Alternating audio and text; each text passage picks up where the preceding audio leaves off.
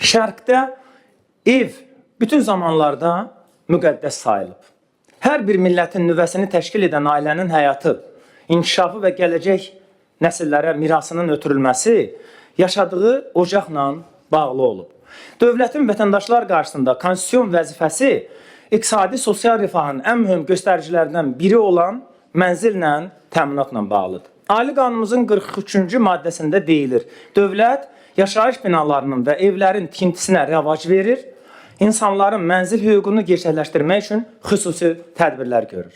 Belə bir mövzuda hökumət, parlament, biznes strukturları, vətəndaş cəmiyyəti və media təmsilçiləri ilə geniş formatda görüşə, ideya və təşkilati dəstəyinə görə kiçik və orta biznesin inkişaf agentliyinə, mediasiya şurasına, Azərbaycan Tikinti İstehsalçıları Assosiasiyasına və Azərbaycan Qiymətləndiricilər Palatasına xüsusi təşəkkür edirik. 2022-26-cı illər Milli Fəaliyyət Planında tikinti sferasında mühüm vəzifələrin həyata keçirilməsi nəzərdə tutulur. Digər tərəfdən, sənədin 4-cü prioritet istiqaməti dövlət xidmətlərinin monitorinq və ictimai rəyin öyrənilməsi Sosial Tədqiqatlar Mərkəzinin üzərinə düşür. Bir daha xatırlatmağı özümüzə borc bilirik ki, 1970-ci illərdən Ulu Öndər Heydər Əliyevin uzaq görən məqsədlərindən biri də əhalinin mənzillə təminatı, ölkə üzrə hər 5 ildə mənzil sayını 2 dəfə artırmağa nail olmaq, kooperativ tikililər hərəkatını genişləndirmək təşkil edir. Bakının Yeni Əhmədli, Günəşli, Yeni Yasamal, 9-cu mikrorayonlar kimi iri yaşayış massivləri elə həmin siyasətin nəticəsidir. Heydər Əliyev yeni tikilən binalarda milli memarlıq üslubunu tətbiq etməyi, müasir Avropa arxitekturası ilə yanaşı mədəni irsimizi və qədim şərq ənənələrini qorumağı tələb eləyirdi. Paytaxtımızı vahid ansamblda, harmoniyada bir-birini tamamlayan memarlıq ənənələri və funksionallığı ilə gələcək nəsillərə irs kimi ötürülməsi onun idealı idi. Heydər Əliyev müstəqillik illərində deyirdi, mən şəhərin hər daşını, hər küçəsini, binasını özüm üçün doğma hesab eləyirəm. Quruculuq kursunu davam etdirən möhtərəm cənab Prezident İlham Əliyevin liderliyi dövründə ölkəmizin və paytaxtımızın siması yüksək zövqlə tikilən, təzədən qurulan yüzlərlə yeni yaşayış kompleksləri, o cümlədən arxitektur binalarla zənginləşdi. Təkcə birini xatırlatmaq kifayətdir. Ölkə başçısı Ağşəhər və dövlət mənzil tikintisi layihələrinin 10 minlərlə iş yerinin açılması, tikinti sektorunun canlanması və Bakının gözəlliyinin artması kimi qiymətləndirir. Lakin dövlət rəhbəri təkcə şəhər mərkəzinin deyil, bütün rayonların da uğurla və planlı qurulmasının vacibliyini hər zaman dilə gətirir. Ulu Öndərin hakimiyyətə qayıdışından sonra 95-96-cı illərdə dönüş baş verdi. Nəhayət, tikinti sektorunun inkişafında yüksələn dinamika müşahidə olundu. Belə ki, 2000-ci illərdə istifadəyə verilən yaşayış sahəsi 487 min kvadrat metr olduğu halda, ilk neft gəlirlərinin daxil olduğu 2005-ci ildə 1,6 milyon kvadrat metr, 2019-cu ildə ən yüksək, yəni 9,5 milyon kvadrat metr, 22-ci ildə isə 2,8 milyon kvadrat metr təşkil edir. Ölkə üzrə bütün mənzil fondunun ümumi sahəsi son 20 il ərzində 1,6 dəfə artıb.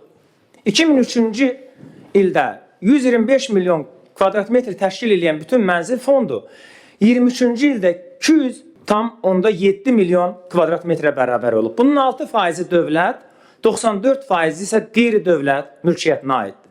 Mənzil fondunun 93% dediyimiz kimi 187 milyon kvadrat metri əhalinin şəxsi mülkiyyətindədir.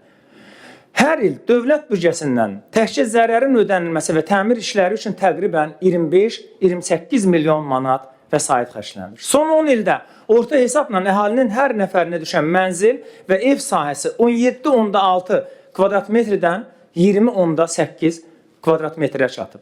Əmlak məsələləri Dövlət Xidmətinin məlumatlarına görə son 10 ildə təkrar qeydiyyat göstəricilərinin sayı 4,5 dəfə artarkən, ilkin qeydiyyat göstəriciləri də 2,9 dəfə artıb. Əhalinin hər 10 min nəfərinə düşən mənzillərin sayı MDB ölkələri üzrə xeyli fərqlidir.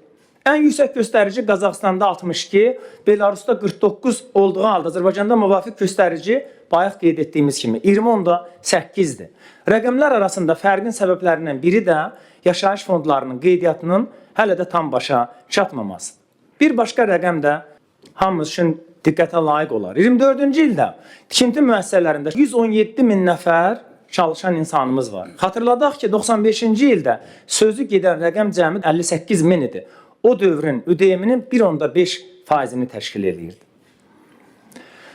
Bakı şəhərinin 2040-cı ilə qədər inkişaf planında paytaxtda köhnələn yaşayış fondunun, yəni 70%-dən çoxunun ümumi sahəsi 2020-ci illə müqayisədə 27-ci ilə qədər 37,8% azalaraq 12 milyon kvadrat metrə, 2040-cı ilə qədərsə 2,3 dəfə azaldılaraq 8 milyon 334 min kvadrat metrə çatdırılmış olacaq. Göründüyü kimi, qarşıdakı 10-12 ildə şəhərin əsas infrastrukturunun yeniləşdiriləcəyi gözlənilir və faktiki olaraq biz köhnə Bakı ilə vidalaşırıq.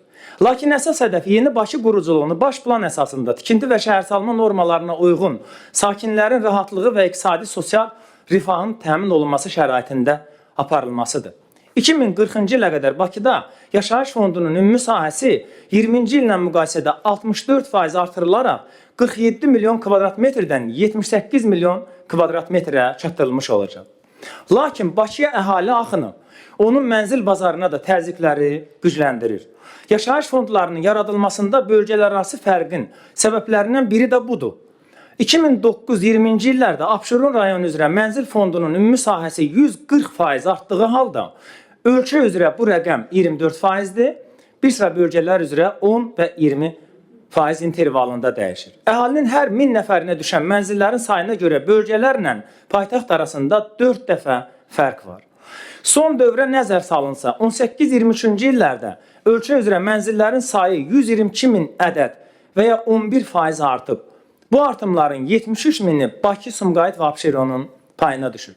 Hökumətin hesablamasına görə əhali artımı və paytaxtda axını nəzərə alaraq qarşıdakı 17 ildə şəhərdə 142 min yeni mənzilə ehtiyac olacaq.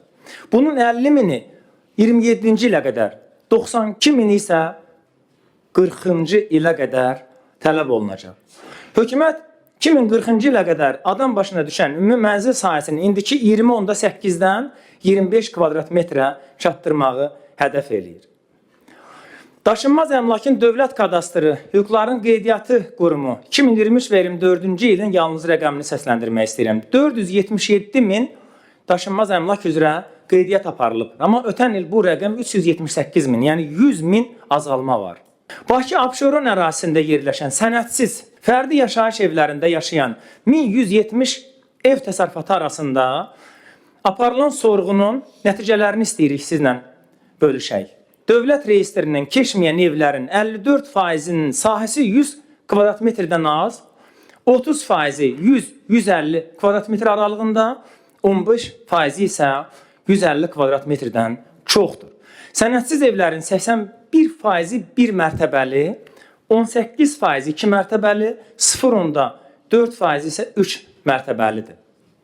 Göründüyü kimi, mənzil tikinti kooperativləri və vətəndaşlar arasında meydana çıxan müxtəlif problemlər hazırki informasiya kanallarının gündəminə çevrilərkən həm hökumət, həm yerli hakimiyyət orqanları və məhkəmə sistemi üçün yeni tələblər, çağırışlar yaranır.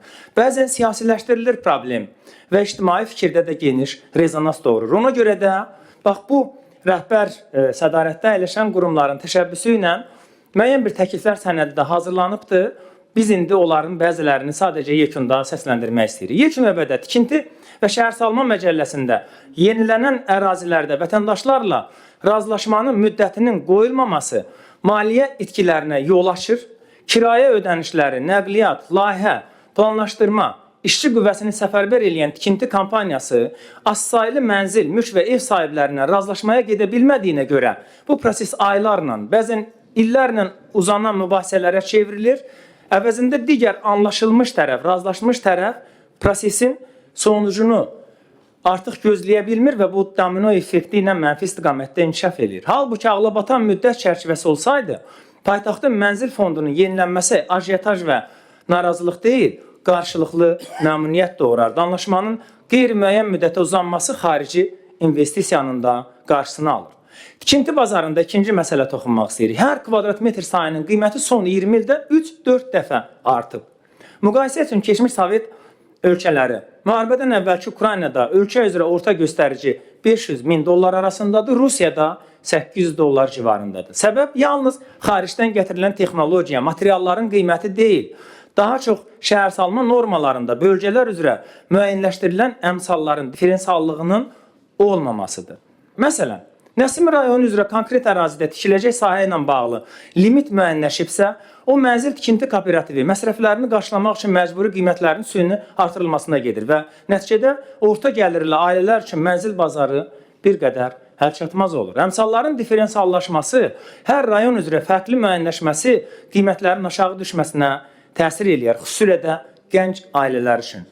Yenilənməli olan növbəti bir problem. Əmlakın biz söküntü ifadəsindən maksimum dərəcədə kənar durmağa çalışırıq. Ona görə gəlin onun alternativi olan yenilənməli olan əmlakdan danışaq. Mülkiyyətçilərinə ödənilməli olan kompensasiya məbləği ilə bağlı vahid tarif və qayda yoxdur. Kompensasiya məbləği çevi və iqtisadi inkişafa görə verilərsə, hər kvadrat metr sahənin tarifi Nazirlər Kabinetinin müvafiq qərarı ilə tənzimlənə, iqtisadi artıma, inflyasiya və digər faktorlara görə çevik uyğunlaşdırıla bilər. Yenilənən əmlakın əvəzinə veriləcək sahənin ölçüsü ilə bağlı da hər hansı normativ qayda yoxdur. Əvəzlənmədə 20% artıq sahə və daha çox subyektiv tələblərə dair məhkəmə praktikası formalaşıb. Yalnız məhkəmə praktikası. Normativ şkala mövcud deyil. Məcəlləyə yeni maddə əlavə olunarsa, bu məsələ də çözülə bilər. Digər növbəti problemlərdən biri. Yenilənən ərazilər üzrə şəxslərə məxsus sahələrin ölçülməsi, prosesində ölçülməli, kompensasiya verilməli və əvəzlənməli sahələrin hansı ərazini əhatə etdiyinə dair normanın olmaması da növbəti gərginlik mövzusudur. Başqa bir problem. Əmlak sahibləri tərəfindən qanunsuz və özbaşına tikilən sahələr, eləcə də fərdi yaşayış evinə aid olmayan və ona xidmət etməyən yüngül konstruksiya ilə tikilən yerlərin də ölçülməsi və əvəzləşdirilməsi problemlər doğurur. Yenilənən əmlak fərdi yaşayış evlərindən ibarət olduqda, vətəndaşların istifadəsində olan, lakin hüquqi sənədləri olmayan torpaq sahələri üzrə də kompensasiyalar anlaşılmazlığın növbəti bir predmetidir. Beləliklə, hökumət və qanunvericilik orqanı, biznes strukturları, vətəndaş cəmiyyəti, o cümlədən sahəvi qurumlar problemlərin həlli üçün əminik ki, daimi dialoq və çözüm yolları tapacaqlar. Əlbəttə, tikinti sektorunda tənzimləmə və nəzarət çox önəmlidir. Çünki insanların təhlükəsizliyi konstitusion vəzifədir. Lakin tikinti sferasına nəzarət edən qurumların sayının 14 olduğunu nəzərə alaraq, mövcud vəziyyətin özü barəsində də hökumət və biznes strukturlarının dialoquna ehtiyac var. Tikinti siyasətinin vahid mərkəzdən bir qurum vasitəsilə yönləndirilməsi ideyası da dəfələrlə müxtəlif platformalarda qaldırılır. Unutmayaq ki, Qarabağda və Şərqi Zəngəzurda böyük quruculuq hərəkatı bütün ölkəmizdə tikinti sənayesinin inkişafında mühüm rol oynayır. Azad torpaqlarda iri miqyaslı layihələr, 15 milyard manat büdcə vəsait hesabına aparılan nəhəng yol tikintisi, enerji və kommunal infrastruktur, hava limanları, yaşayış və inzibati binalar yeni vətən quruculuğunun böyük miqyasını göstərir. Vətən müharibəsində qələbəmiz əsrin tikintisinə, yeni vətən, yeni dövlət və yeni millətin inşasına yol açıb. Elimizdə dillər əzbəri olan eviniz mübarək olsun kəlamını hər birimiz üçün milli şüara çevirərək ümidvarıq ki, zəfərimiz əbədi olacaq.